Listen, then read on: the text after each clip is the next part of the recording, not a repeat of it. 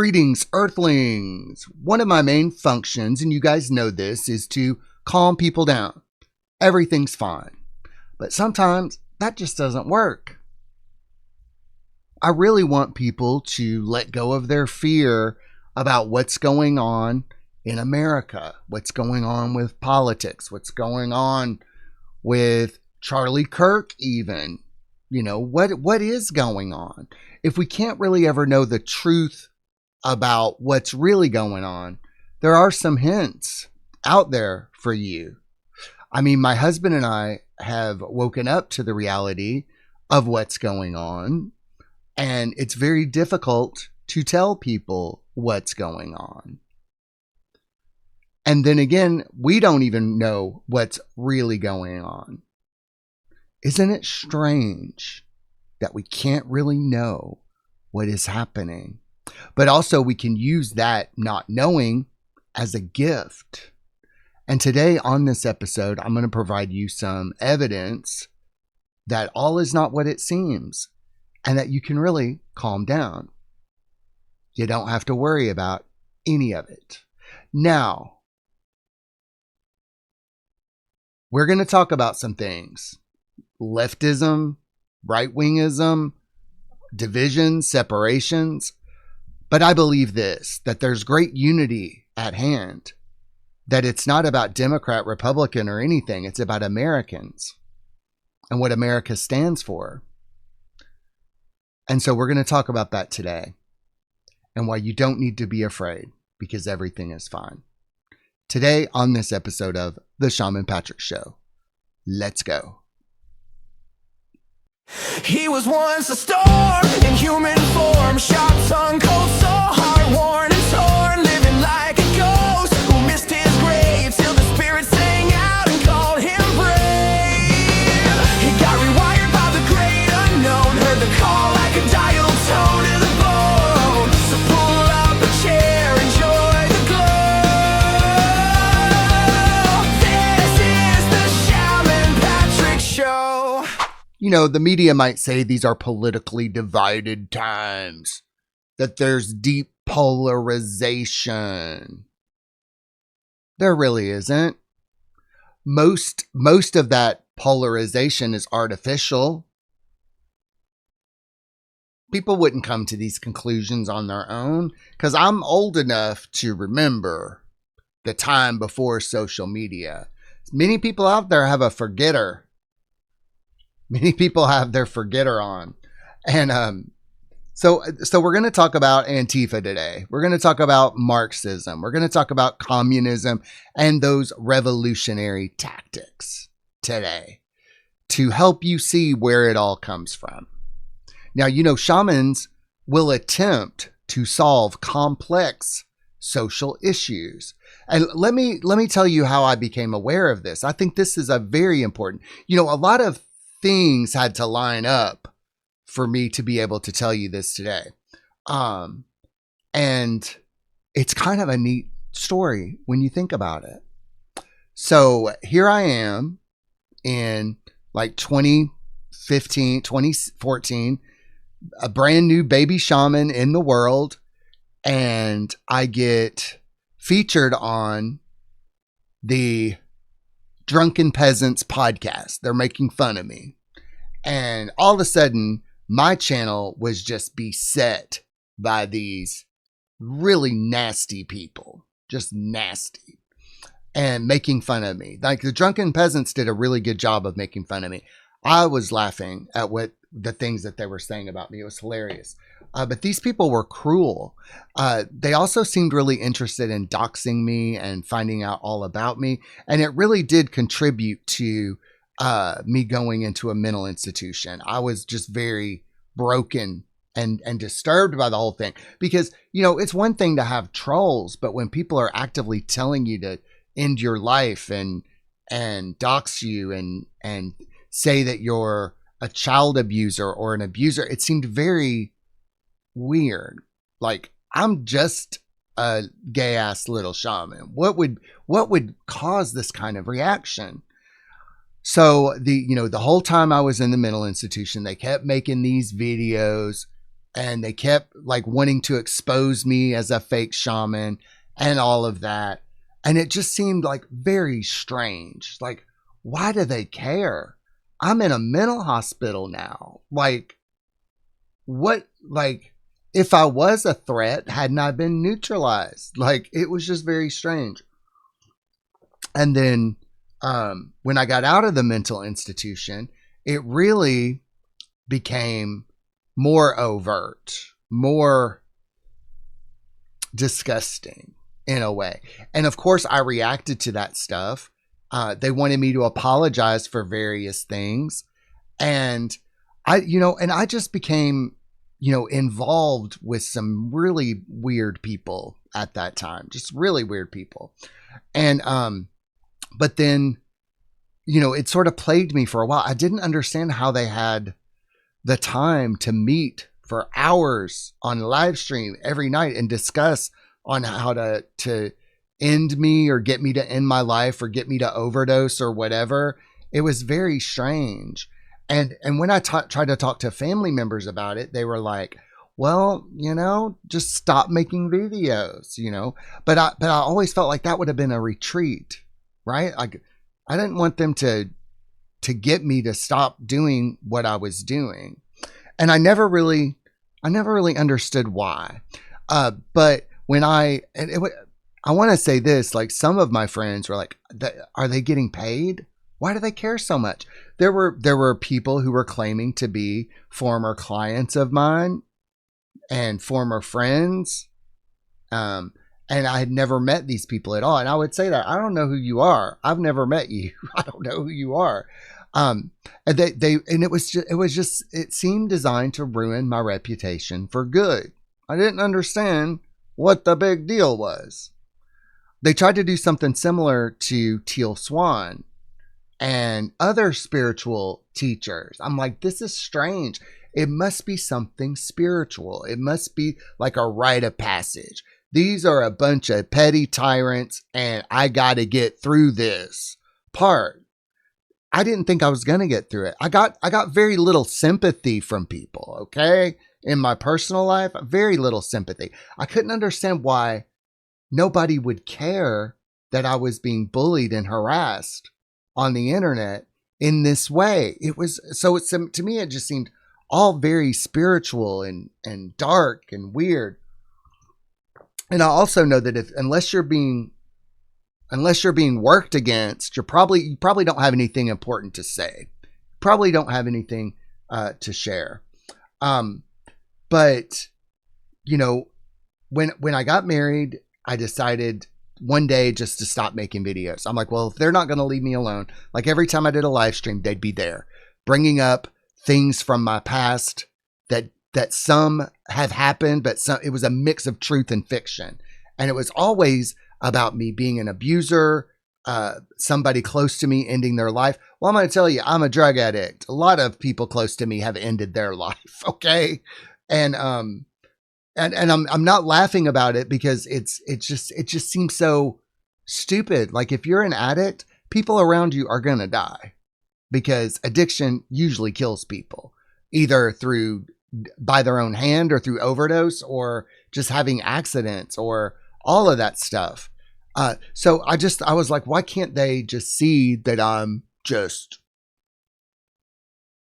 becoming a shaman? And what does that mean? I don't even have that much power. I'm poor. I'm alone. I'm on disability. Like, why do I have this much power? And I didn't. And so when I quit making YouTube videos, and I decided to do something else with my life, I didn't make a video for about 3 years. And then, one of the reasons why Merrick and I wanted to get into music is because we would be able to create content, we'd be able to speak, but hopefully that wouldn't draw the attention of these people. I don't even know who they are. Just some weirdos, I guess. But it wasn't just me that they did this kind of stuff to. They did it to a lot of other people. It seemed like they wanted their targets to go insane or be hurt in some way. To me, it seemed kind of sick. And I did reach out to YouTube several times. I mean, they were doxing me. They were organizing a targeted campaign against me, and YouTube would do nothing. They wouldn't do anything. They were like, okay. Even though the stuff that they were creating went against their policies, couldn't really get any help with it. It was very weird. Very strange, weird stuff. And so for many years, it just sort of plagued me. Like, why did these people do it? Why? But eventually, I learned to love them. I learned to love them because they got me to my core issues. They showed me who my friends were. I mean, my husband, Merrick, was able to ignore all the stuff they said about me. Some people couldn't. Some people believed the stuff that they said, but Merrick got to know me. I'm also in recovery. And I remember, like, shortly after I got married, they were making videos where they were openly smoking meth and saying things like, he just needs to relapse. If he would only relapse, you might say demonic, you might say very sick. I mean, you can find some of these videos today if you want, but they're really disturbing and they're really messed up and just filled with this sort of hatred of, it's gross. It's really gross. So I say all of this to let you know it felt like a struggle session. Do you guys know what a struggle session is? It happens in communist governments where you have to get somebody to admit that they've done something wrong. And cancel culture and struggle sessions are a lot alike. You know, it's about you getting to admit that you did something wrong so they can punish you for it. And I never felt the need to apologize for any of that stuff because I didn't do it. I mean, I've made mistakes before, apologizing for things that I didn't do. And then, you know, it was a lot to work through, a lot of trauma, a lot of pain. It still kind of bugs me today that happened because, you know, it's one thing for somebody to disagree with you. It's quite another for somebody to go after you, to hurt you, to ruin you over what? Me being a shaman? That's weird, isn't it? I mean, they even put my husband's legal name and so that if anybody searched for my husband's name, they would find it. They found some videos at my husband's job. He got pulled into the office and they asked him if I was abusing him. And, you know, I mean, these are the kinds of real world consequences that they have. They do, because Merrick had to explain that these people are harassing us. They've been doing it for years. Luckily for Merrick, the person he talked to had to deal with a narcissistic spouse. And so they understood smear campaign tactics. They understood how people use the internet to spread rumors and gossip. So thank God Merrick was with somebody who knew what this shit looks like. And so the goal was to destroy me financially and isolate me socially so that I would eventually end my life. Does that sound fucked up to you? Does that sound sick to you? Because it is. It is. So that's what I was dealing with. And also when I went back to making videos, I got a couple comments, couple threats about how I should not do this. They were threatening me again, and I just ignored it. So when I tell you it was very hard for me to start making videos again, y'all have no fucking idea. That's what, when Merrick says nobody will know how difficult this was for you, y'all won't ever know. Like Merrick was there when I was like, oh God. But you know what? Merrick loved me anyway. He was willing to go through this process with me. And I'm going to tell you, not many people stuck by me. And, you know, and there were so many people out there trying to actually destroy me. People that I called friends. Turned out they weren't friends. What were they? Are y'all putting two and two together? So then I found the work of James Lindsay. And So James Lindsay described how this kind of shit works. He basically told my story, that these Marxist revolutionaries will find someone that they think is going to speak out against their cause, whether in the future or like basically I was identified as somebody who could see through bullshit. So I had to be eliminated. I had to be taken off the board.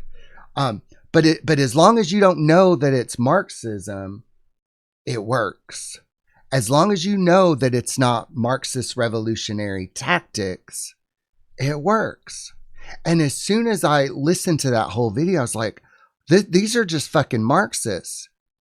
An instant healing took place. Like that's all it is. That's all they were trying to do. They saw me as someone who could see through all the bullshit, and I had to be eliminated. And that was it. They didn't care about me. They didn't care about my husband. They didn't care about my family. They didn't care about my friends. They used my friends to hurt me. And, now that I figured out the truth about it all, that's how I know so much about Marxism. That's how I know so much about how to see those revolutionary tactics. And I can see why they targeted me in the first place. I can see it. I mean, if I was a Marxist revolutionary, I'd say, ooh, shamans, we can't be having shamans. We can't be having spiritual leaders. We can't be having people who are obsessed with truth and honesty. We can't be having that. And so I don't know if people in my family had been captured by some of these people. I don't know that if members of my family or in Merrick's family even have been captured by some of this ideology. And because it is kind of infectious. It's like spirits, this spirit. And here's the thing.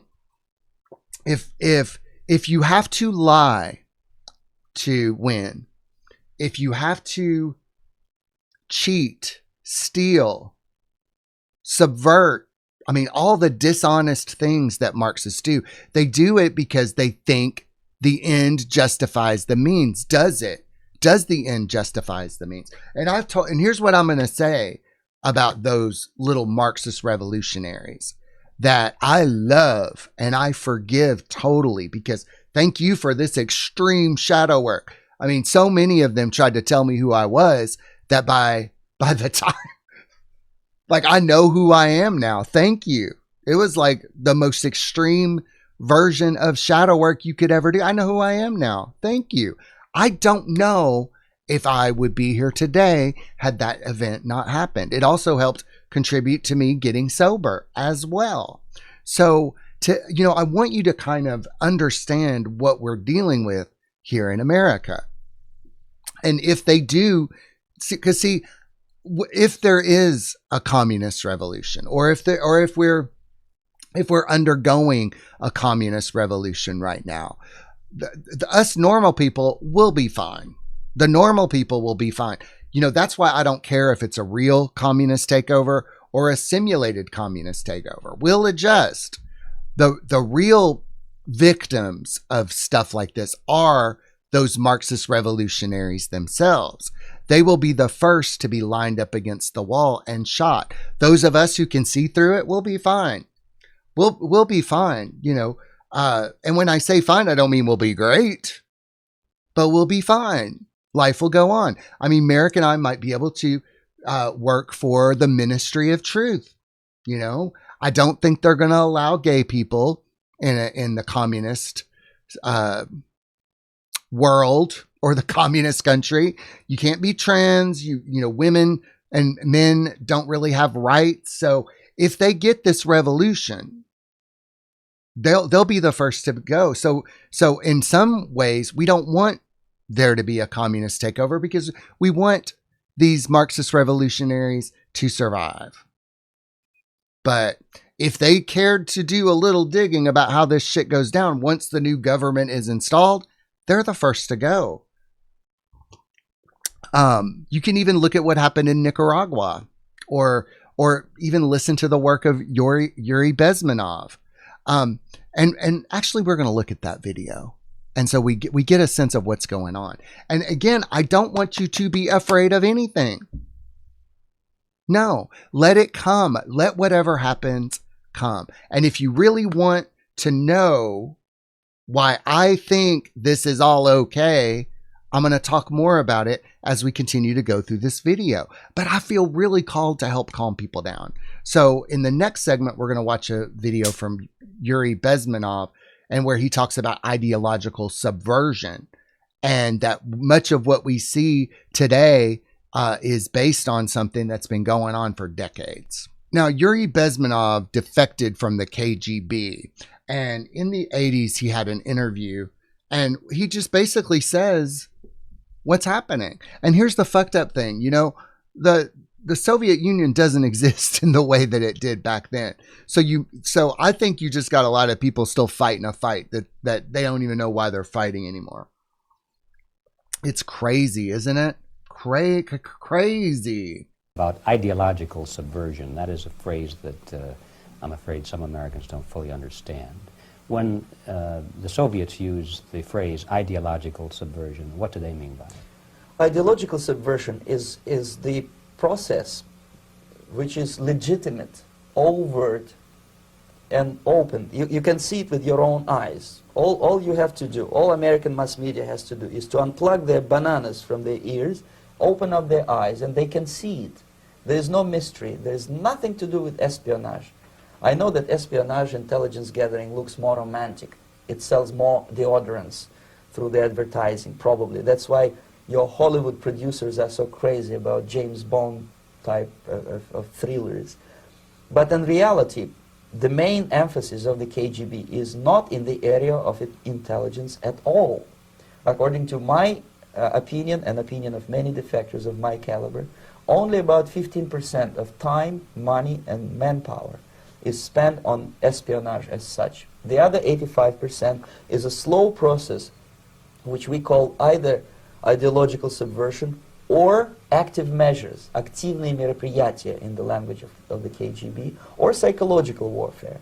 What it basically means is to change the perception of reality of every American to such an extent that despite of the abundance of information, no one is able to come to sensible conclusions in the interests of defending themselves, their families, their community, and their country. It's a great brainwashing process which goes very slow, and it's divided in 4 basic stages.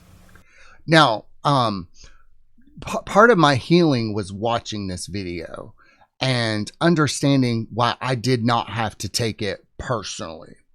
They were not after me at all. They were interested in overthrowing the government. I just happened to be one of these people that might be in the way of that. So watching this video helped me not take it personally. They didn't hate me. They probably thought they were doing me a favor. They probably thought they were releasing me from capitalism. They probably thought that they were saving me, and the ends justify the means. They did end up saving me in a roundabout way. But when we talk about ideological subversion, let me tell you, I found out about this on. I found out about this on a comment in a video for a Marvel movie, and it just seemed the Marvel movie seemed to inflame divisions and separations. Like, why push this stuff? Why push this stuff? And the commenter said to me, my comment, I'm like, well, this is crazy. Why are they doing this? And he said, it's about ideological subversion, demoralization. They want you demoralized. They want you to feel hopeless about everything. And I'm like, oh, what's that? And then I found this video. So it was like a 3-year process where I'm healing from this and trying to understand why people would want to do this to me. The first one being demoralization. It takes from 15 to 20 years to demoralize a nation. Why that many years?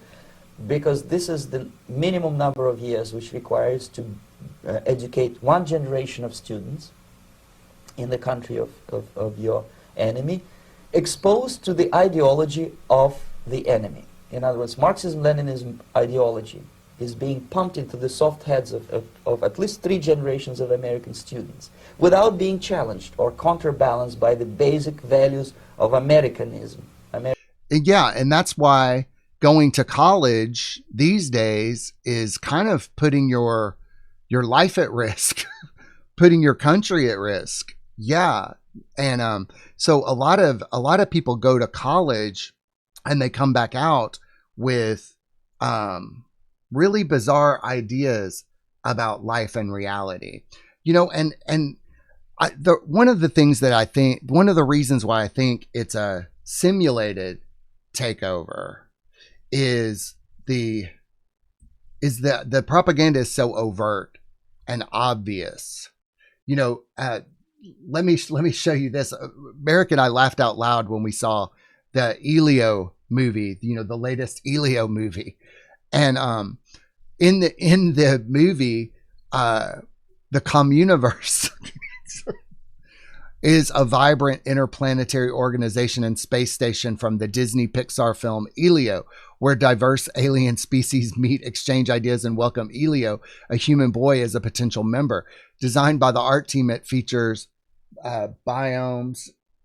But basically, it's just too obvious. It was just too obvious. They're just being too obvious about it. They're not even trying to hide it anymore. But, you know, is it too late? Is the communist takeover already done? Is the nation already ideologically subverted? I don't know. I mean, there's a lot of people that I used to know who you cannot reason with them. They're gone, replaced with this sort of ideology. You can't even talk to them. American patriotism. The result you can see. Most of the people who graduated in the 60s, dropouts or half-baked intellectuals, are now occupying the positions of power in the government, civil service, business, mass media, educational system. You are stuck with them. You cannot get rid of them. They are contaminated. They are programmed to think and react to certain stimuli in a certain pattern. You cannot change their mind, even if you expose them to authentic information, even if you prove that white is white and black is black, you still cannot change the basic perception and the logic of behavior.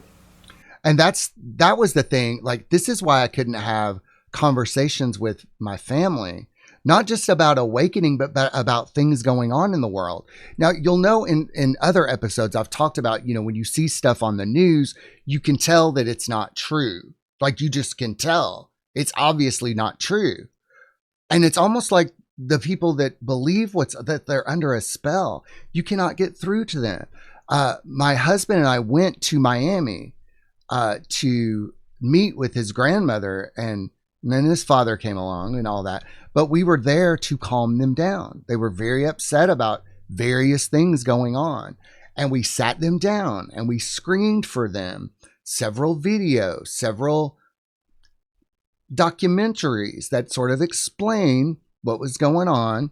And throughout the entire screening, there was yelling, there was screaming, there were tantrums, and it was so weird. And even today, when Merrick talked, it's like talking to a robot, and it's impenetrable. And are they so far gone that you can't even speak honestly or openly with them? I don't know. I have not found a magical way to break through it. In other words, these people, the process of demoralization is complete and irreversible. To get rid society of these people, you need another 20 or 15 years to educate a new generation of patriotically minded and common sense people who would be acting in favor and in the interests of the United States society. And so here we have enter Charlie Kirk. Enter Charlie Kirk. And, you know, the thing about Charlie Kirk is that he was really getting to the young people. he was really communicating with the young people about American ideals and patriotism.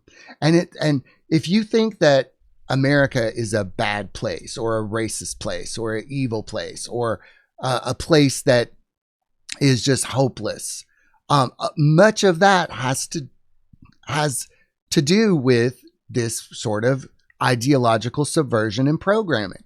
And even he said it might take 15 or 20 more years to get that back.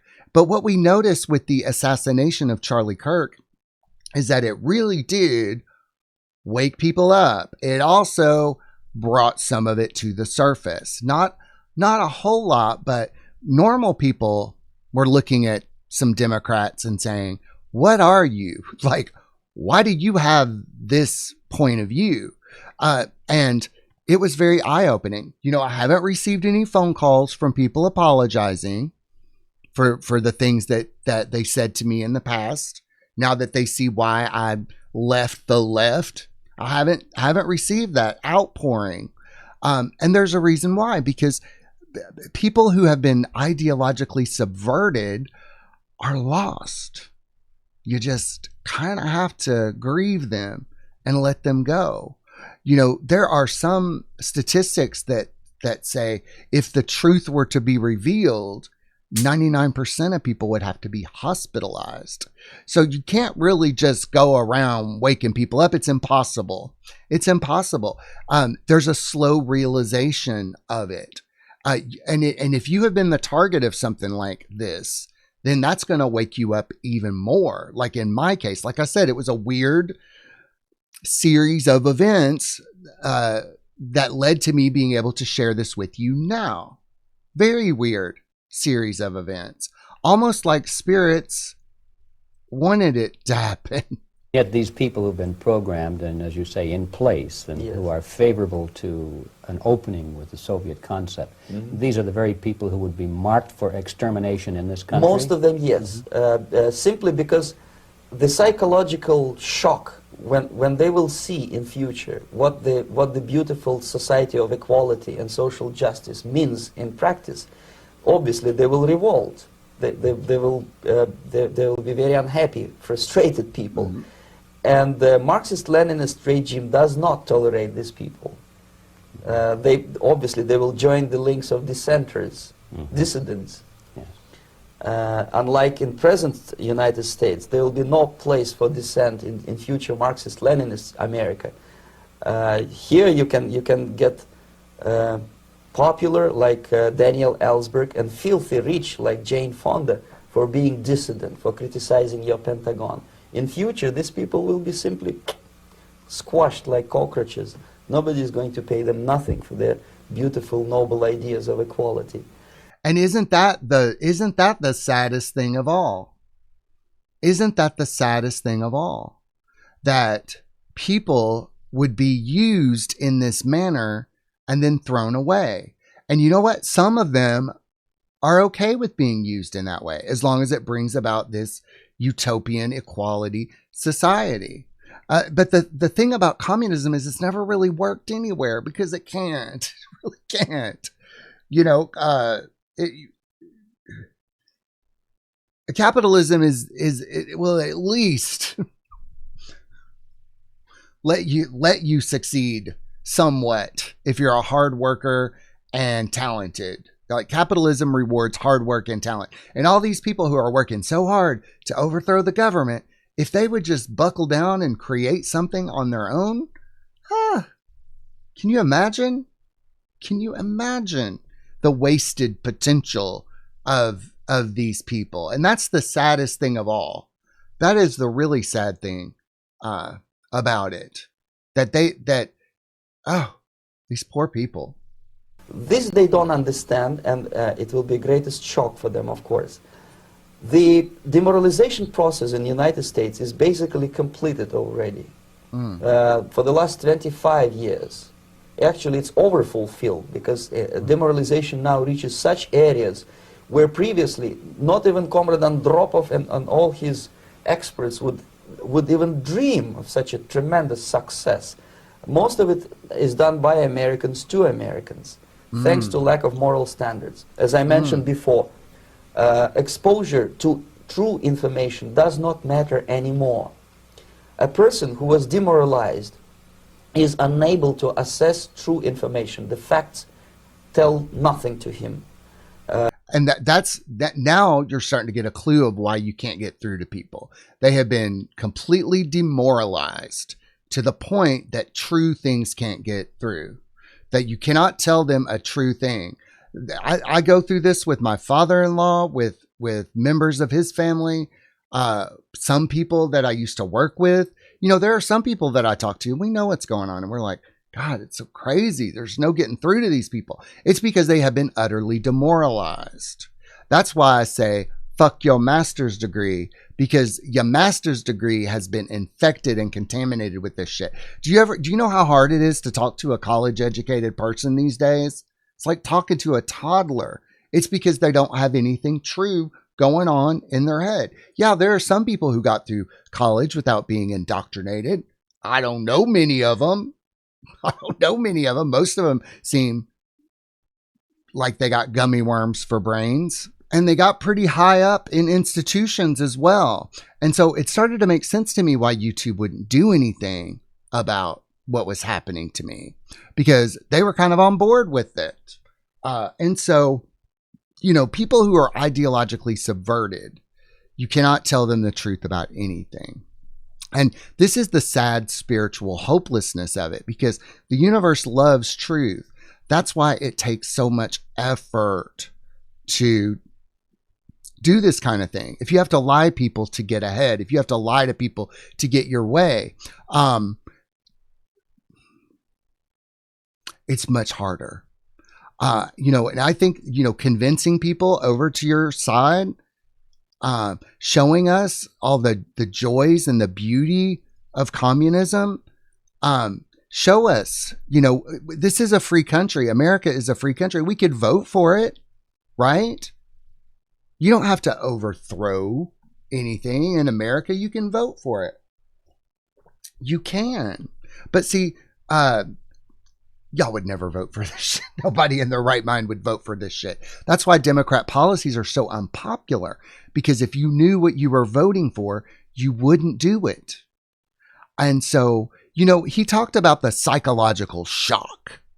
And, you know, Merrick and I went through that psychological shock together. Like, it was like, oh, fuck. And we had to be in bed for a few days. I mean, we just kind of laid in bed and we're like, can you believe that, whoa. That's why they call it the Great Awakening.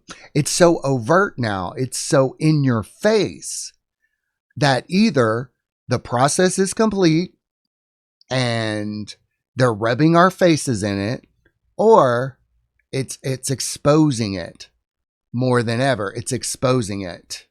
And you know, it's a cliche. Once you see it, you can't unsee it. And once I knew that all the gender swapping in the movies and all the pushing and the racism and the homophobia and the trans and all that stuff, it's just ideological subversion. I don't have to worry about it. I don't have to get mad at it. Marxist gonna Marxist, right?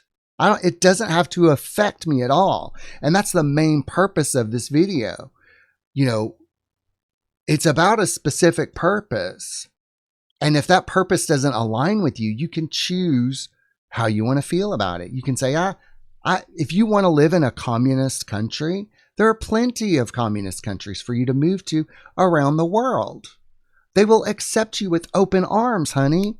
But if you want to live in a free country, a capitalist country, then this is America, you know? And sometimes I think it's, you know, the whole operation is to get people to say, choose for themselves.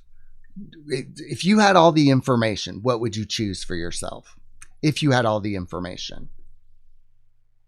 Even if I shower him with information, with authentic proof, with documents, with pictures, even if I take him by force to the Soviet Union and show him concentration camp, he will refuse to believe it until he is going to receive a kick in his fat bottom. When a military boot crashes his Then he will understand, but not before that. That's the tragic of the situation of demoralization. So basically America is stuck with demoralization, and unless, even if you start right now, here, this minute, you start educating new generation of Americans, it will still take you 15 to 20 years to turn the tide of ideological perception of reality back to normalcy and patriotism. So, I mean, he pretty much says that if you start now, and I think that process has already started. I think that process of helping people grapple with what's going on, what's happened, but you can't tell this to people. You can't inform people about this. I mean, even I had to find it on my own. You see, I had to find it on my own. So, you know, in trying to have discussions with family members and trying to appeal to them, it just didn't work because they're demoralized. They're completely demoralized. I have a separate presentation about how to not get demoralized during this time if you want to see it. But by and large, I feel this is the period of history in our country where we're remoralizing people, and you can see that, and perhaps a big turning point was the Charlie Kirk assassination, because it exposed some roaches. It surely did. And it got people fired from their jobs, because used to these people would be protected. That's how you can tell that something has shifted, right? Because these people used to have these wackadoo, violent ideas, and they wouldn't get fired. They wouldn't get reprimanded. Even at the job that I had a boss, a black boss, who was so racist towards all the white people there, did all sorts of shit, but he was protected. Who was protecting him? I had another boss. She was very Marxist, and who was protecting her? So these people are in high levels, you see. And so you have to understand, and you have to appeal to them that what they're supporting and what they're doing is only going to end in their own self-destruction. It is. And this is why you're not getting the best people at companies. This is why you're getting people at companies who are going to go along with the agenda. And, you know, they may not even know what the ultimate agenda is until they're led into a pen in a concentration camp with other people who thought they were fighting the good fight. And I hope that doesn't happen to them. And I'm making this video for you who want to quit worrying about what's going on in the world, because it looks like it's just a psychological operation. The next stage is destabilization. This time, subverter does not care about your ideas and the patterns of your consumption. Whether you eat junk food and get fat and flabby, it doesn't matter anymore. This time, and it takes only from 2 to 5 years to destabilize a nation, what matters is essentials: economy, foreign relations, defense systems. And you can see it quite clearly that in some areas, in such sensitive areas as defense and economy, the influence of Marxist-Leninist ideas in the United States is absolutely fantastic. I could never believe it 14 years ago when I landed in this part of the world, that the process will go that fast. The next stage, of course, is crisis. It may take only up to 6 weeks to bring a country to the verge of crisis. You can see it in Central America now. And after crisis, with a violent change of power, structure, and economy, you have so-called the period of normalization. It may last indefinitely. Normalization is a cynical expression borrowed from Soviet propaganda. When the Soviet tanks moved into Czechoslovakia in '68, Comrade Brezhnev said, "Now the situation in brotherly Czechoslovakia is normalized." This is what will happen in the United States if you allow all these schmucks to bring the country to crisis, to promise people all kind of goodies and the paradise on earth, to destabilize your economy, to eliminate the principle of free market competition, and to put a big brother government in Washington, D.C., with benevolent dictators like Walter Mondale, who will promise lots of things, never mind whether the promises are fulfillable or not. He will go to Moscow to kiss the bottoms of new generation of Soviet assassins, never mind. He will create false illusions that the situation is under control. Situation is not under control. Situation is disgustingly out of control. Most of the American politicians, media, and educational system trains another generation of people who think they are living at a peacetime. False. The United States is in a state of war, undeclared total war against the basic principles and the foundations of this system. Now, Trump has often said that he's a wartime president, and we are in a war. We've been in a war for a long time. But it looks like peace, doesn't it? But the cracks in that are starting to show for real. So when Trump says that he's a wartime president, you know, I listen to what Trump says, and I listen to what Biden says. I listen to what all these people say. And, you know, it's interesting because is Trump that benevolent dictator, or was Biden? Are we in a process of remoralization? I choose to think that way, that all these things are so absurd. They're so out of left field and so dumb. And those who still believe it are like, what's it going to take to wake them up? The problem is that so many people have woken up to this now. And, you know, the assassination of Charlie Kirk just kind of kicked it up. I mean, it truly is a turning point for our nation. It is. And then you have people like Whitney Webb freaking out about Palantir. You know, if I were a Marxist revolutionary, I'd hate mass surveillance and pre-crime and all that stuff. I would hate that shit if I was trying to overthrow the government. I would hate it too, honey. But I'm not trying to overthrow the government. I don't trust the government, but at the same time, the government is so ate up with communists and Marxist revolutionaries. Who could? I want to be able to trust my government again. I want to be able to trust other people again. I want to be able to trust institutions again. I did not get completely, totally demoralized. There was still a shred of awareness within me. And as long as people have that shred of awareness, it's too absurd that at some point it's going to break. It broke with me. It broke everybody that I know that has woken up to this. There was something on the news or something that went on that was so absurd. It was like, oh my God, you can't expect me to swallow this horse shit, do you? And the initiator of this war is not Comrade Andropov, of course. It's the system. However ridiculous it may sound, the world communist system or the world communist conspiracy, whether I scare some people or not, I don't give a hoot. If you are not scared by now, nothing can scare you. But you don't have to be paranoid about it. What actually happens now, that unlike myself, you have literally several years to live on unless the United States wake up. The time bomb is ticking. With every second, the disaster is coming closer and closer. Unlike myself, you will have nowhere to defect to, unless you want to live in Antarctica with penguins. This is it. This is the last country of freedom and possibility. Okay, so what do we do? What is your recommendation to the American people? Well, the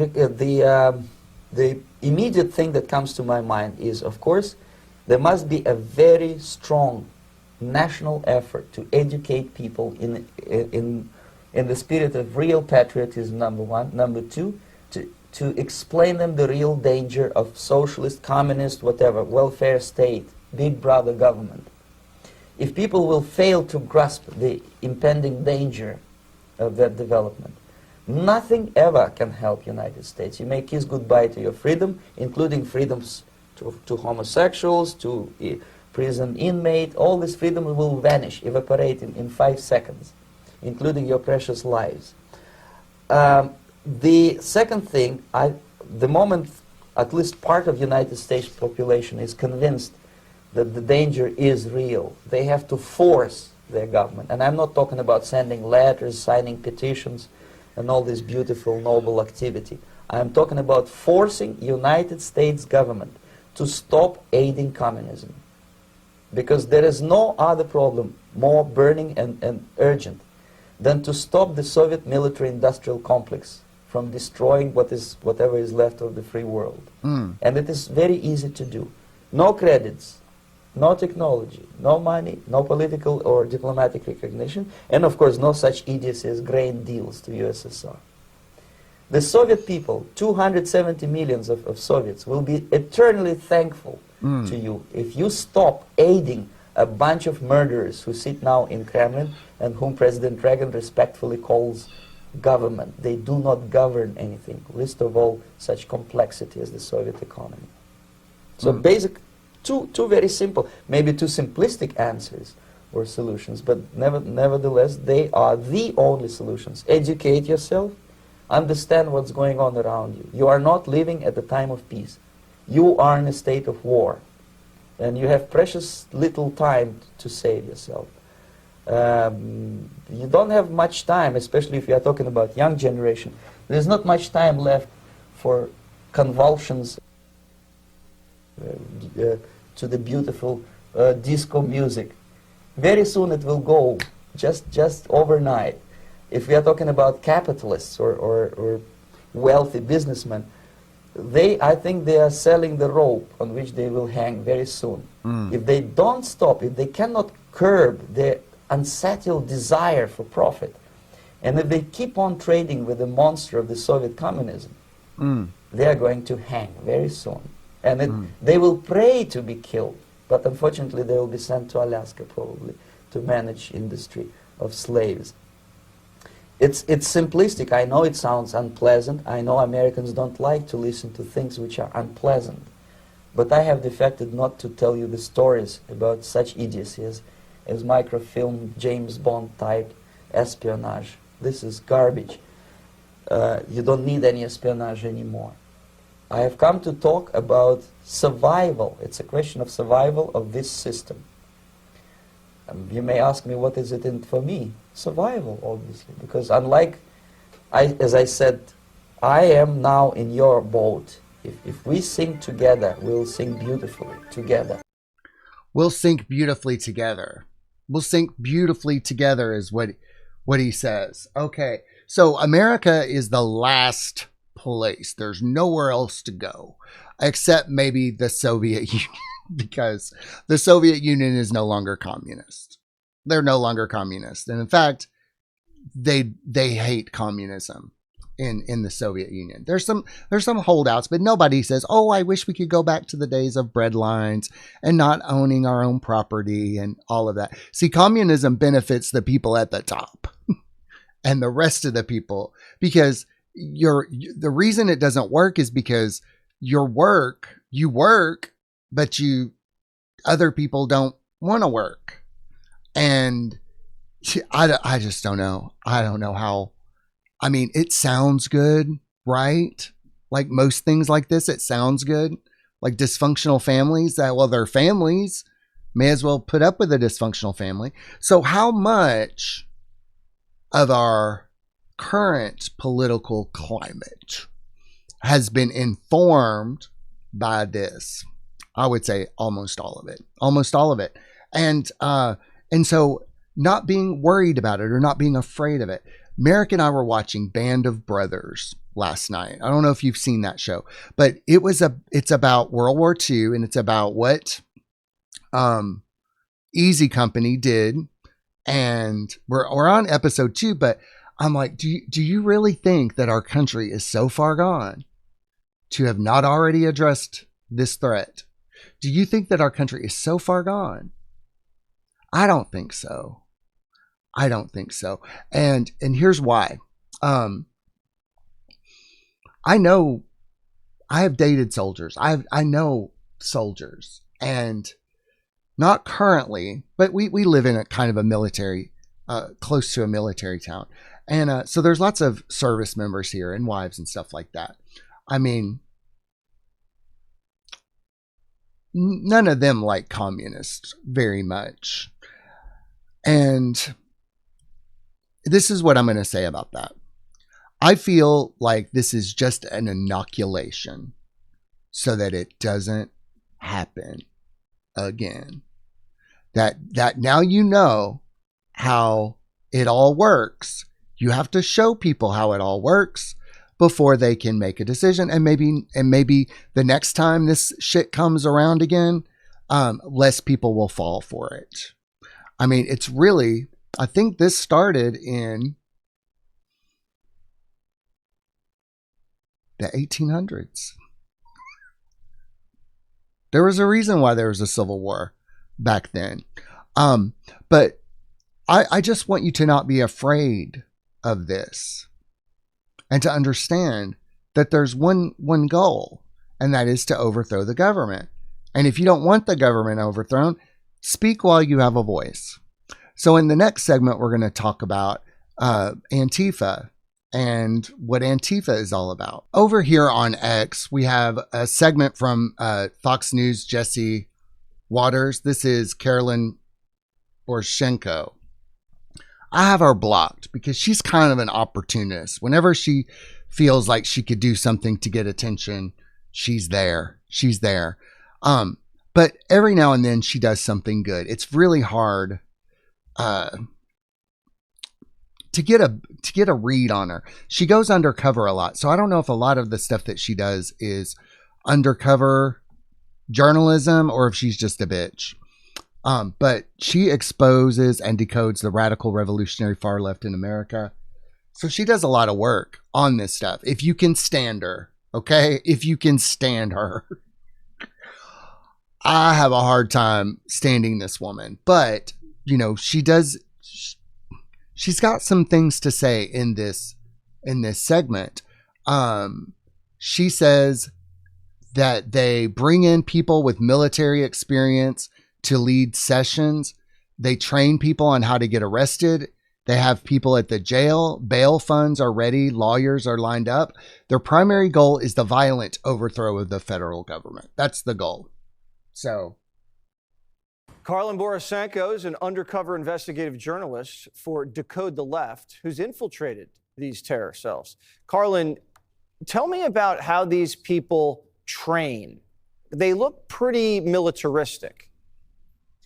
Yeah, absolutely. They do have sessions where they bring in people with military experience. Anti-war is a very big thing for Antifa, so they do hand-to-hand combat trainings. I was just undercover with them in New York City over the weekend where they had a whole self-defense class where they were teaching people how to violently, confront the police, but also defend themselves if they needed to be put in that position. And why do they always get out of jail so quickly? You see all these people get popped, they get bailed right out, and charges never stick. How is that? Well, Antifa, actually, they train people on how to get arrested. And it's interesting with far left subcultures because they actually volunteer to get arrested and go through this type of training where they are provided legal support, they are provided lawyers, they are provided all of this stuff with mutual aid. And so as soon as they get arrested, Antifa basically goes down to the jail and they bail them out and they are all set up with a lawyer and ready to go. So they plan all of this stuff out ahead of time and they have the resources set up for people to be able to be taken care of. Yeah, I mean, obviously someone's paying for their legal representation. And who's paying for it? Isn't that curious? Like, who's paying for this? Who's paying for it? Now, I've heard there's some billionaires behind it that they hate America and they're just using these people. And they don't care anything about them because, like, right now they may be able to get out of jail, but when is the time where they're not able to, And I think a lot of this is to give the illusion that it's still going on. I mean, if I were running this operation, I wouldn't want to leave a speck of this shit in this country. What would I do to expose it all? What would I do to expose it all? I would keep this shit going for as long as I could. And that's another reason why I don't want people to be afraid or scared or anything like that. Because I feel that it is an ongoing operation to get this shit out of our culture once and for all. We don't want this. I thought the conversation about communism was over. I thought we had decided as a country it wasn't for us. You can't, and see, it's not good for business either, because if you're a business owner in America, you don't get to keep your money. They come and take all your money. You don't get to keep any of that. So it seems ludicrous why business people would go along with this at all, unless you were a non-American businessman. I see for billionaires, they're on their own playing field. We're bugs to these people. We are bugs. They want what they want and they want it now. They want what they want and they want it now. I mean, I've seen wealthy people who are kind of assholes. If they don't get what they want, they don't care who they destroy in the process. They just don't fucking care. But you're living in this world. You're living in this country. Do we want this shit? I don't think so. And I think in a lot of ways, there are so many people who are undercover in this, that there's no way it could still be a thing. And I think they're just letting it all play out. Just let it play out. Let's see how deep this thing goes. The fact that all of those people who recently got fired for cheering Charlie Kirk, they were all kind of saying the same things. And before you think, like, Antifa, they're just communist revolutionaries. I don't care what they say. But they just kind of expose themselves again and again and again. And once you see it, you can't unsee it. This is supposedly the party of peace and love, y'all. For real, the party of peace and love. What is the core mission of Antifa? Is it anarchy? Are they anarchists? Yeah, Antifa are anarchists. Their primary goal is the violent overthrow of the federal government. I cannot emphasize this enough. We've been hearing a lot of talk about civil war over the last couple years between Democrats and Republicans, red versus blue. I firmly believe that the real civil war we have coming is the radical revolutionary socialists and communists in Antifa versus the federal government. That is their goal. That is their only goal. And people need to start taking this problem very, very seriously. Okay, well, she wants you to take this problem very seriously. And I think that you should take it very seriously, but not so serious that it colors your life or it colors your experience or it makes you feel bad or scared or afraid or anything like that. No. That's not it. But I believe in America. And, I've known military people throughout my life. I don't think our nation is so far gone.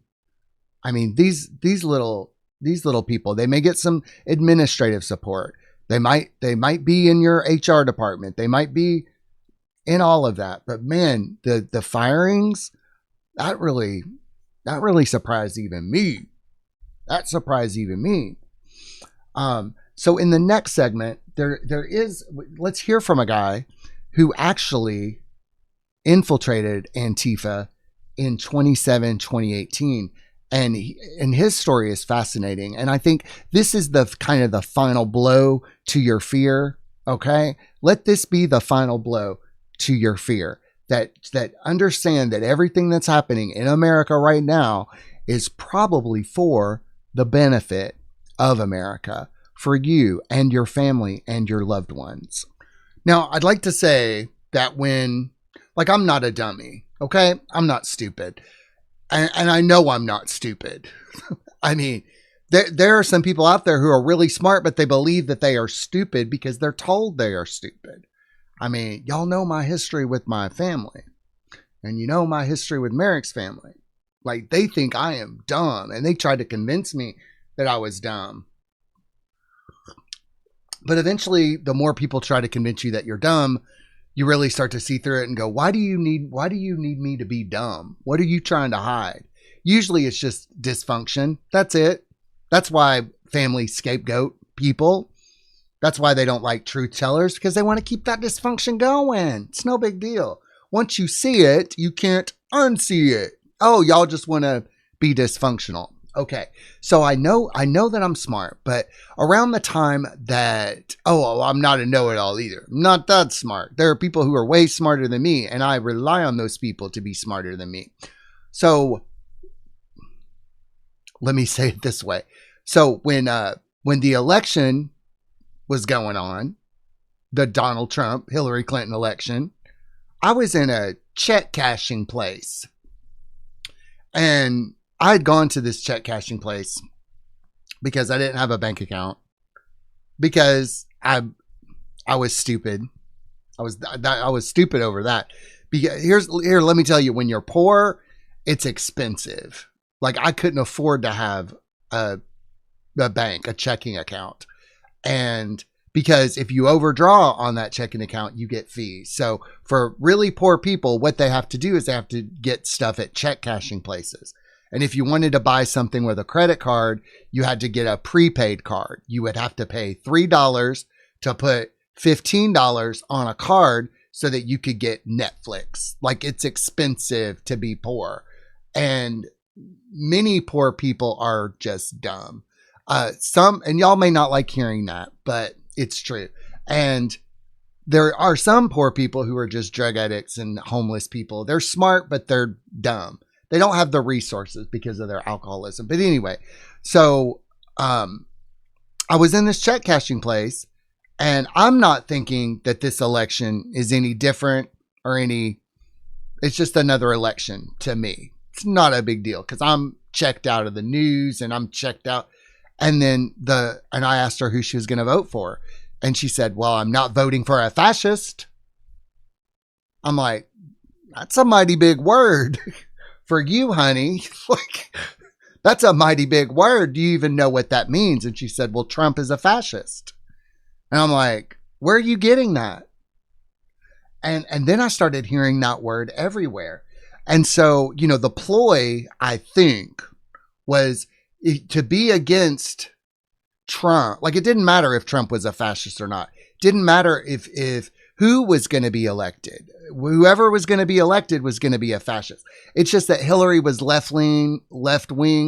And I feel like the Democrat Party had been infiltrated enough to that point that it would have been easy to overthrow Hillary, or Hillary was in on it or something. But anyway, so they spent years building up that Trump might be a fascist. You should read some of these news articles and the things that people say about Trump being a fascist. But you can't be anti-fascist unless there's a fascist. See, the whole thing about Marxism and communism and all this stuff, it hinges upon the oppressor and the oppressed. And if you're not being oppressed, we're going to make up an oppressor, because otherwise it all falls apart. So you could be nice. You could be kind. You could actually not be an oppressor or an abuser or any of that. They need that. The ideology just falls apart without it. And, we're at a time now where Antifa is about to be designated as a terrorist group. I don't know why they haven't been before. Isn't that strange to you? Why it hasn't been designated that way before? So here's Antifa. They're a left-wing, anti-fascist, anti-racist political movement in the United States. It consists of a highly decentralized array of autonomous groups that use nonviolent direct action or violence to achieve their aims. Antifa political activism includes nonviolent methods such as poster and flyer campaigns, mutual aid, speeches, protest marches, and community organizing. Some who identify as Antifa also use tactics involving digital activism, doxing, harassment, physical violence, and property damage. Supporters of the movement aim to combat far-right extremists, including neo-Nazis and white supremacists. And so you start to get a sense that they're calling people Nazis so they can be against them. They say that there's white supremacy. And honey, I think I know the last racists in America. They're dying out. The white supremacists are dying out. They're dead. Like, I don't even know why y'all are even worried about this at all. But if you take away racism, they don't really have a platform. They don't have anything to fight against. And the goal is a violent overthrow of the government. That's what they want. So if the government is good, if the government is for the people, we can't have that. So it's all based on lies, and it's extremely dishonest. and it's deeply ignorant. And even though they say they're decentralized, where do they all get this money? Where do they get this money from? But I think as soon as you use violence, that negates everything. Being a shaman, will address violence in this way. It's a pain body thing. It's a spiritual subjugation, and these people are ate up with spirits. They are, but it's a cannibalistic mind virus that has infected them. And by cannibalistic, I mean it ultimately means their destruction. They're doing this, they say, for the good of all, by any means necessary. And it's crazy, isn't it? Individuals involved in the movement subscribe to a range of left-wing ideologies and tend to hold anti-authoritarian, anti-capitalist, and anti-state views. A majority of individuals involved are anarchists, communists, socialists, although some social democrats also participate in the Antifa movement. The name Antifa and the logo with two flags representing anarchism and communism are derived from the German Antifa movement. Dartmouth College historian Mark Bray, author of Antifa, the Anti-Fascist Handbook, credits anti-racist action as the precursor of modern Antifa groups. The American Antifa movement grew after Donald Trump was elected president of the United States in 2016. Antifa activists' actions have since received support and criticism from various organizations and pundits. Some on the political left and some civil rights organizations criticize Antifa's willingness to adopt violent tactics, which they describe as counterproductive and dangerous, arguing these tactics embolden the political right and their allies.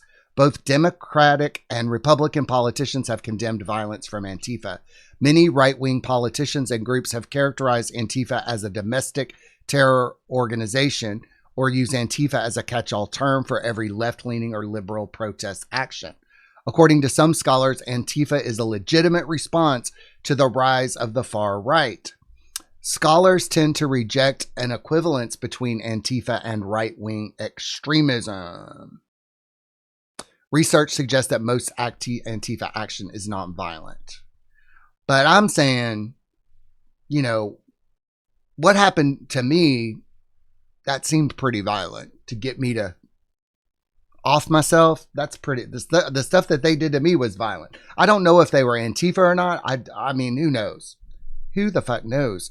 But let's read now this, and I just wanted to give you an overview of who it was. Most people are like, Antifa? What? Who is she? Who is Antifa? Did I go to school with her? What's her last name? Jones? Antifa Jones? I don't know that girl. So anyway, but if you know what it is, if you know what to look for, and if you know that several journalists have infiltrated Antifa, why is it still going on? Why would the government allow this stuff to go on? Go on to the point where it actually resulted in the assassination of an American citizen. Do you think Antifa shot Charlie Kirk? So this text right here is from Danny Wolf. I don't follow him. He's an author, Butlerian jihadist, and average radical chronicling the collapse of the empire of Rust. Grab a torch. All right. So this is his story. Wait, let me get my glasses on. I'm a man of a certain age. I infiltrated Antifa for 6 months back in 2018 to subvert and sabotage, but also to understand my enemy. I wanted to get inside their heads, and the best way to do that is to get them to let their guard down because they think you're one of them. I'll tell you this. People who thought I was a leftist or a Democrat, they would say the most hateful shit to me. The most hateful, violent shit. And I was like, what do I do? What do I do? How do I, how do you respond to some shit? Like those of you who saw those videos where people were cheering for Charlie's death, that's what I was hearing. from Democrat. That's what I was hearing. I was like, what the hell is this shit? It was almost like they were possessed by demons. At 6 months, I was at the upper limits of my ability to hold my tongue and blend in while listening to them spew the most retarded bullshit imaginable. Even someone who's well-read in Marx would laugh at what the average anti-fascist believes about Marxism and left-wing philosophy. The modern American version of the movement is a shaky alliance between left-wing anarchists and communists, hence the black and red colors in their symbolism. They've agreed to set their differences aside and sort things out after they've overthrown the government, which is their primary mission. For anyone who thinks it's something more noble like policy reform, no, it's about seizing power, plain and simple. Hey, you're an anarchist and I'm a communist and we'll sort it out after we've overthrown the government. Do the citizens matter at all in this? Do the people actually matter at all? I don't hear a whole lot of care and love coming from these people at all. Like, it's like you don't even matter. What you want doesn't matter. Isn't that crazy to you? One thing I noticed was that each Antifa organization had an unspoken hierarchy. Black militants would always be in public-facing leadership position where they could scream through a bullhorn and agitate the rank and file into a frenzy. The organizers were almost always white women and gays. Don't bring us into it. I ain't got nothing to do with this. The trans element was usually relegated to being mere foot soldiers, and any straight white guys pretending to be allies in order to fuck the art hose were at the very bottom. You know, those straight white guys that are in Antifa, they're just there to have sex with the girls. And in fact, that's what a lot of male feminists and leftist males are there for. I'm sorry. I hate to break it to you. I hate to break it. They're just there for the pussy. They're just there for the pussy. Which is sad. Very weak men. Very weak men. All right. So, being a white guy at their meetings and events felt like how I'd imagine it would feel to be a white guy at a Black Panthers meeting. It's rarely said aloud, but there's a not so subtle tension, an underlying menace that permeates every interaction with other members, comrades. You are not welcome. You are tolerated, but only if you're useful. Only if you show twice as much enthusiasm. Only if you never speak except to affirm someone else. Such nice people. Just very, very human focused, very sweet people, right? Your only purpose is to be a whipping post, to nod along, smile like a jackass, and clap the loudest every time a minority says the dumbest shit you've ever heard, and to carry heavy shit. The women and the gays will tell you to carry things anytime something weighs more than 5 ounces. They don't ask. They point to whatever needs moved and expect you to volunteer yourself. They do it with a satisfied sneer and a glare of contempt. The victim hierarchy of women, LGBTs, blacks, Latinos, Muslims, Jews, etc. rules every thought they have. Everything must be dissected, deconstructed, and categorized according to the oppressor-oppressed dynamic. This is the lens through which they perceive the world. Nothing exists to them free of its guilt or innocence. A stone isn't just a stone, it's an object attached to a label created by the language of the patriarchy. And you know what? That's why I don't fuck with that victim language anymore, like patriarchy or anything like that, because I realize it's probably part of this particular op, or it's part of the destabilization, the demoralization, because for them to overthrow the patriarchy, a patriarchy has to exist. And a lot of the things that I've read about patriarchy are just kind of like, I mean, you can't change history. You can only change the future. So let's move on. Let's not make the same mistakes that we did in the past. And let's like kind of put this communist shit to bed. All right? No? Okay. Because if you want to know what a true patriarchy is, welcome to communism. For real. Do you think women usually run communist countries? You think that's how that works, honey? Okay. Have fun with that. And for that sin, it must be redeemed, renamed, baptized into the religion of decolonization, and given a new name that doesn't vibrate the vocal cords the same way as invented by evil white men. I would say, some of that language changing too, grand rising or inner stand and all that kind of stuff has its roots in this sort of destabilization and demoralization, because they want to change the meaning of words. They want to change your thoughts and how you speak. If they can control how you speak, they can control your thoughts. So I always thought that grand rising stuff was a little strange and weird, kind of out of left field. I mean, I understand it to a point, but also I think, there's several of our spiritual teachers are demoralized and subjugated as well. Okay, so Danny goes on to say, this is the level of their neurosis, and it is often a side effect of a movement that attracts mentally unstable, the outcasts, people with schizophrenia, BPD, and DID, borderline personality disorder, and dissociative identity disorder. Basically, narcissists and you're just crazy people. All right. Failed artists who believe the state should be funding their endless sabbatical, junkies with HIV and short-term memory who want to abolish the police so they can do heroin in the street without getting arrested, pedophiles who want anarchy so there won't be any cops to check their hard drives, felons who want to get rid of all the laws they've been caught breaking, including the one they break every time they train with their comrades at a range using a gun they're not legally allowed to own. Isn't that fucking crazy? Isn't that fucking crazy? Like I hear being a drug addict and hanging out with sober people, who have felony convictions. I hang out with people who have felony convictions. Some of the nicest people you will ever meet. But I can tell you, they can't be with a gun. They can't hold a gun. They can't be around a gun. And in fact, when we take people to meetings, we can't take people who have felony convictions because we're usually riding with a gun. So felons are not supposed to be using guns. And if you break those laws, let me tell you.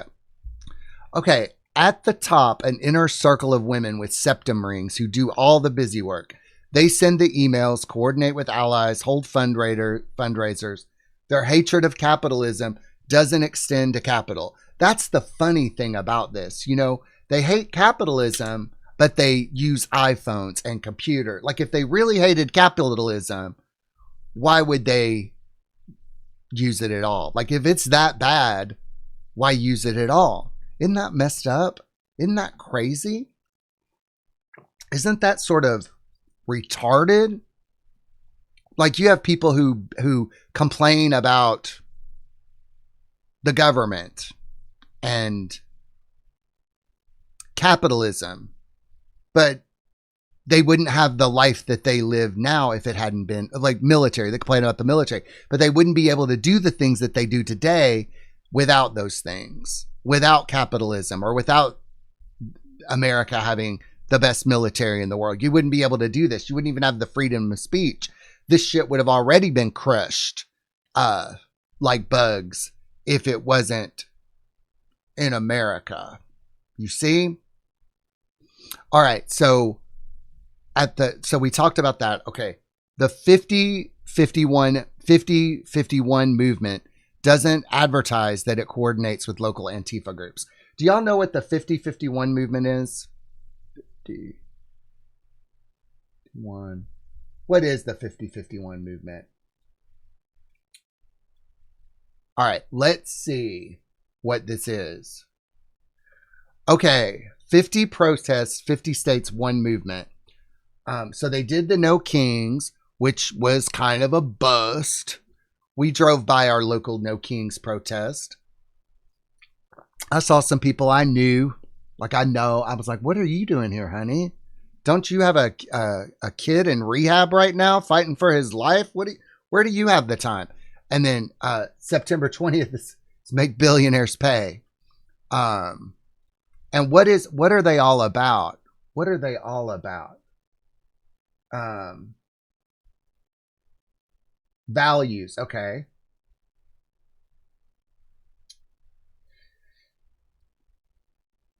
Peaceful conflict. I'm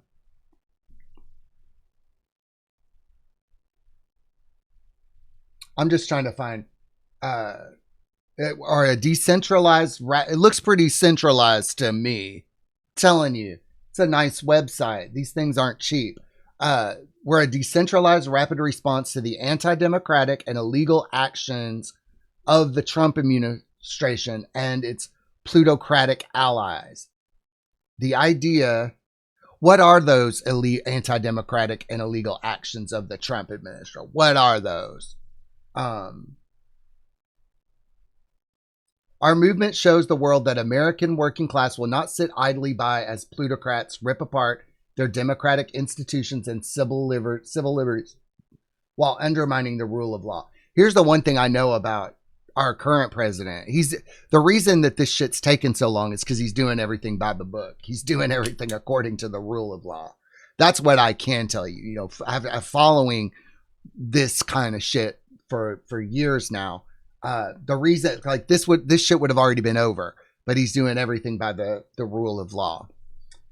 Okay, so let's go back to this. The 50-51 movement doesn't advertise that it coordinates with local ANTIFA groups. They just tell them when the No Kings protest will be held and where the staging area is. And sometimes there's overlap, where an activist will be a volunteer for 50-51 or the DSA while secretly being ANTIFA, meaning their fellow activists pretend not to know. So when the event happens, if Antifa gets violent or causes trouble, the organizers can say, it's not us, we're separate organizations. The black militants are often black nationalists who see the white liberals in Antifa as useful idiots to be raped and murdered once the revolution kicks off. They don't say that overtly, but it's obvious in their demeanor, how they interact with their white comrades. They're often members of fringe religious organizations like the Black Hebrew Israelites, Nation of Islam, or fringe politics like the Moorish Sovereign Citizens. The dynamics are complicated as these black militant groups aren't Marxists, but they're happy to use Marxists as tools against other whites. It's not so much an alliance as it is a coup. They'll smile and nod as someone quotes Lenin or Mao, but they only care about how Leninism and Maoism can help them dismantle white communities and the government. Decolonization is the common cause that unites them. And so, you know, when people were talking to us about the No Kings protest, we were like, what do you mean? This is America. We don't have kings here, because it's all so dumb that it beggars all belief. Like, it just beggars all belief. And you know that people are incredibly ideologically subverted and demoralized. Like, there are, like, at that No Kings protest, there were white women and white men in their 50s and their 60s, like otherwise smart people at this protest. And they think that there's fascism.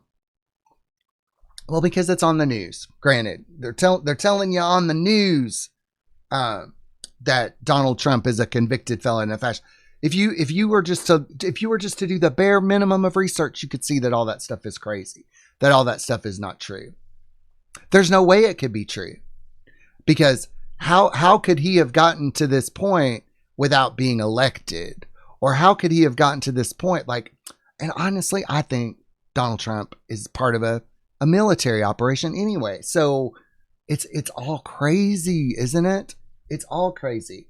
But you know, seeing at the No Kings protest, seeing people that I know and I've talked to, I didn't know that they were all up in this shit.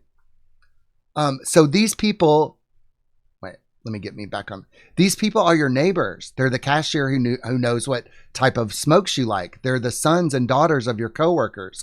They're going to school with your kids and they hate you. In fact, they spend a good portion of their day fantasizing about killing you. So it's important you know who they are. And the best way to do that is to make a sock account and join your local leftist activist group. Yeah, you could do that. You could go, if you want to know who they are. I mean, I know who they are. They hate me. They hate me. And see, I've done nothing wrong to them. The only thing I've done is question them, and they hate me.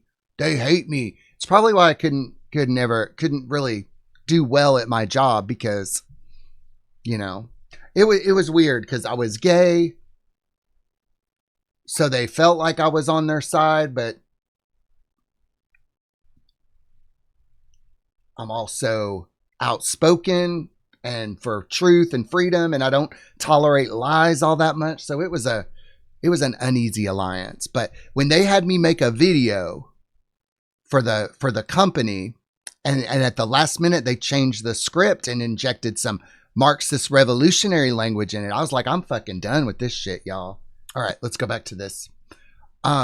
These people are your neighbors, so it's important you know who they are. And the best way to do that is to make a sock account and join your local leftist activist group. They're not hard to find. They've been recruiting openly on social media for years as the government looked the other way and pretended they weren't dangerous. That's over. Now they're recognizing them for what they are, terrorists. And the sooner you know which people in your town, your neighborhood, and your kid's school are terrorists, the sooner you can put distance between you and them.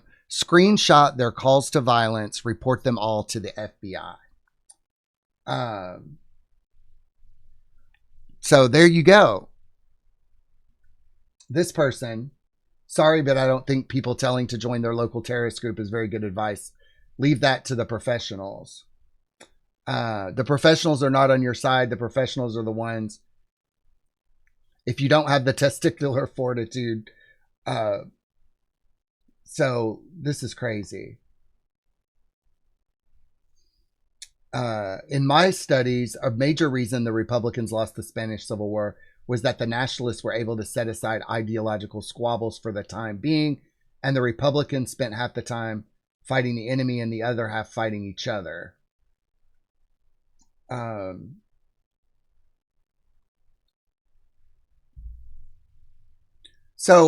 Here's the thing.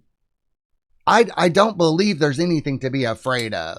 I think that Antifa has been infiltrated for a long time. And I'm going to tell you, there was something interesting that happened at a place where someone works. And, you know, I know that there might be some Antifa in HR departments and in government places and all of that. But there were some interesting things that happened over the past few years. There were people who were just gone. They weren't fired. There wasn't even an announcement made. They're just not here anymore. They're just not here. And I've heard stories that removing them silently, because when people got fired, when people were getting fired for that, like I heard like 50,000 people got fired because of that there were groups out there that logged that stuff and then presented it to their workplace. Because they got fired, I know that it's probably done for. That we're entering that remoralization phase. And so I don't fuck with it anymore. Like if somebody, because when Charlie Kirk died, that was it for me. And I don't even know if he's really dead or not, but that was it for me. Like I am done. I don't have sympathy for a leftist cause anymore. I don't. I have that sympathy and that empathy that I had for their political aims died right along with Charlie Kirk. Because I have had to listen to these people hate this country, hate each other, hate, just hate speech. You want to hear about hate speech? Listen to those people. So from what I've seen and what I've experienced over the past, I don't know, decade, is that it had to be brought up. People had to be shown exactly what this shit was all about. And what your children, your aunts and uncles and your moms and your dads and everybody has sort of fallen victim to, have fallen prey to these weird anti-human ideologies. Because at the end of the day, Antifa is not anti-fascism. They're anti-human. They're not about peace and love. And as an American shaman, I am about peace, love, harmony, getting along with people, settling disputes and ideological differences, because we're all human beings. We all just want to live and take care of our families and love. But these people are really unloved. They're unloved kids. They're unloved kids. And here's a whole ass website. If you want to know more, here's a whole ass website. $2 billion in damage. I remember that. And so I think it's just a big exposure campaign, because really, if you, who paid for all this? People don't work for free. Okay. People don't work for free. So who is paying? Who's paying for this? So have you made a donation to somebody that's paying for this? And I mean, I've got some family members right now that I want to reach out to and say, y'all need to chill with the leftist shit, because it's over. Or not. So I don't know, and I'm gonna maintain this. I don't know if this is a communist takeover, or if it's an inoculation against this shit in the future. As you can see, this kind of shit is extremely destructive. It rips apart families. It destroys lives. It's expensive. Communist revolutions are so expensive. They're expensive to pull off. They're expensive.